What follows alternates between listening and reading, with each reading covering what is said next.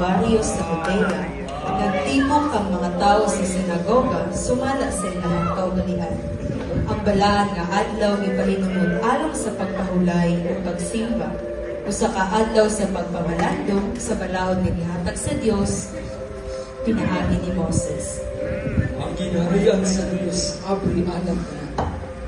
Ang atong amahan, sama sa punuan, o kita mao ang sama. Ikinahanglan kita kanunay maduol sa atong punuan. O kinsa man ang naadri, nga ang pagtuo sama sa kamay sa liso sa mustasa. Inaagi niya na ang bukid, babalhin niya sa kapatagan. Samtang nagtudlo si Jesus usa ka babae nga ginganlan ni Miriam, nagipihitan sa espiritu sulod siya nabulog 8 ka tuig. Misulod siya sa sinagoga. Ang iyang lawas nakayuko, ang iyang mga mata nakatutok sa yuta, hindi din siya makabangon. Ugayuhan din mo ka malatiya. Kisakit ako ligin sa pipilan ako katuwid. Ang tuhan nga ako ayon. Buhato ako sa sinagoga. Apan karon nga adlaw lahi ang tanan. Karon iyang pag-antos dili na magpabiling tago. Awang ito. Kaya na ako sa kababay nga nasakit sa pila ka tuwing.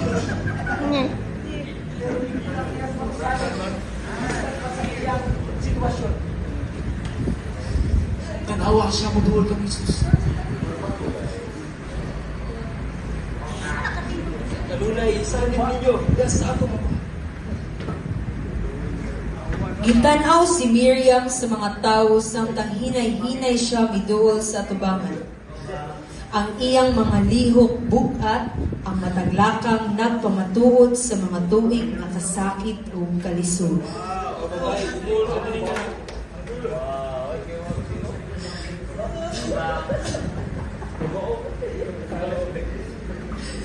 Dugay na ka nakaantos sa imong balatian. Dugay na ka nagadala sa kabukat sa imong likod.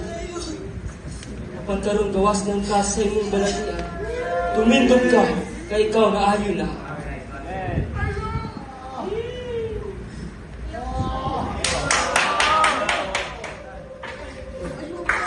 Nahibulong ang mga tao. Nagkakakusog ang mga bulong sa kahibulungan sulod sa sinagoga.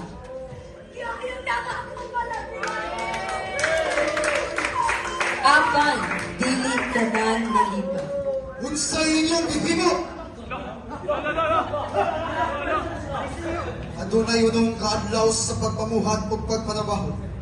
Basta dumula kamo ni anang adlaw, ug dito kamo magapamuhat, ug dili sa adlaw ipapahulay.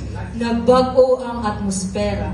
Ang kalipay sa milagro kalit na tabunan sa kabugat sa balaod sumala sa interpretasyon sa mga otoridad. Mga tigpakaroon ninyo. Hindi ba kamo? Nagulaan ninyo ang mga hayop o mga aso sa adlaw sa pagpapahulay? Karon pa imnon kini.